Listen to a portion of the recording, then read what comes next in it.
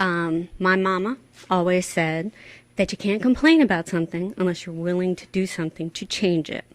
And that is why I'm here. I'm making my voice heard and the voice of people I know. This board's successes to date include pay raises for themselves, thwarting veteran family organizations, and taking any and all power away from our mayor, who has done amazing things for almost more than a decade. I hope you're all very happy with yourselves.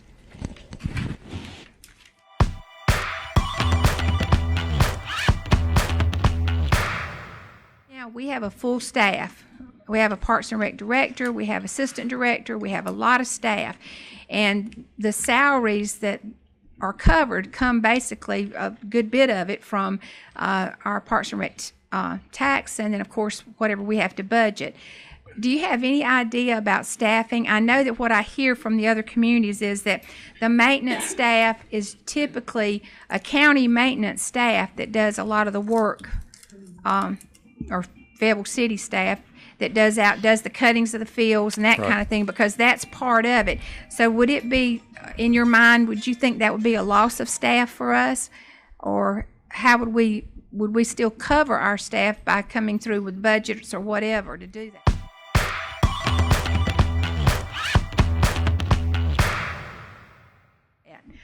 I think that's something that would have to be discussed with the city Parks and Rec to see if there's any duplication in terms of some of the positions and some of the functions. I couldn't sit here tonight and tell you, not knowing, Right. what the position titles are and their functions.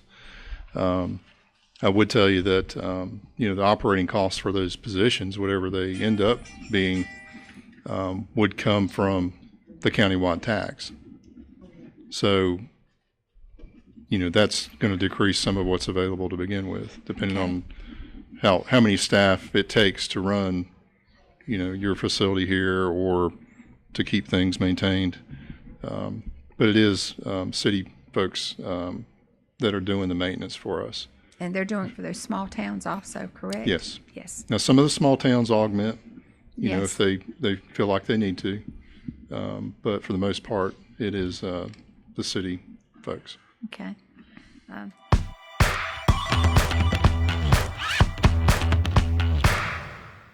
First made my personal commitment to attend and speak at the following Board of Commission meetings.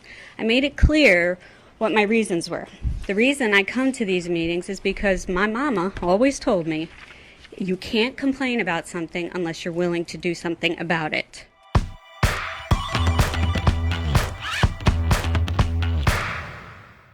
Smallest expenditures you had in your audit was Parks and Rec. Thank you. Ms. Cooper, I'd like to say something. There's obviously some confusion or disconnect with the citizens, perhaps. All this board's doing is due diligence at this point. We've not committed to anything, and I've made that clear in previous meetings. So I don't know where the commitment. We've not committed to anything at this point. You are using taxpayer money to pay Miss Adams to go and talk to Fayetteville Parks and Rec That's a lot about. smaller than $1 million a year subsidy, I'm sure. I'm seriously wondering why you would waste her time on an effort that is going to throw away revenue for the future. You have a great audit right now. It's awesome. You have, in most areas, you haven't even spent 50% of what you budgeted, which is amazing. I know, trust me, okay? But here you have these resources, the revenue that comes in from when they said services and things that brought in the revenue was the second or third highest revenue. Where do you think most of that comes from? Permits? Yes. But Parks and Rec. You have all these kids joining baseball because they want to be Dixie Youth. You're just going to give it away. Well, perhaps you weren't privy to that conversation, but our revenue's down the third in 3 years, and our expenditures up 22%. I saw the audit, and I have the paperwork right here, and I have the numbers. I know that, yes, property taxes may be down because of depreciation. We just had 2 hurricanes in the last 2 years. What do you think that's going to do to home values? Okay?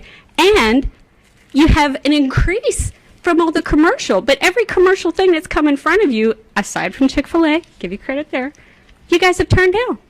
So what? I mean, it looks great now, but you've only been involved for half a year, and you really haven't done anything other than vote yourselves pay raises.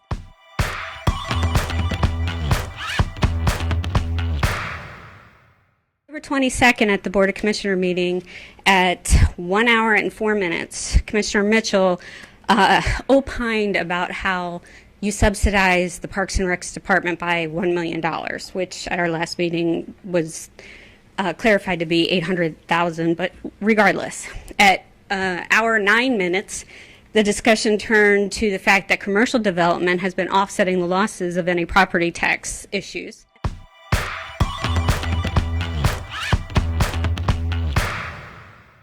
And then finally, we have the issue about going back to the issue of the 1 million. I don't know of a single community that doesn't subsidize their Parks and Rec. It's part of what property taxes are for. It is part of why people move to this community. Yes, you should subsidize the Parks and Rec. It is worthwhile money, and it is why people come to this community. I don't understand why you have such angst over that money. What are you going to do with that money if it's not going to Parks and Rec? More pay raises? Thank you very much.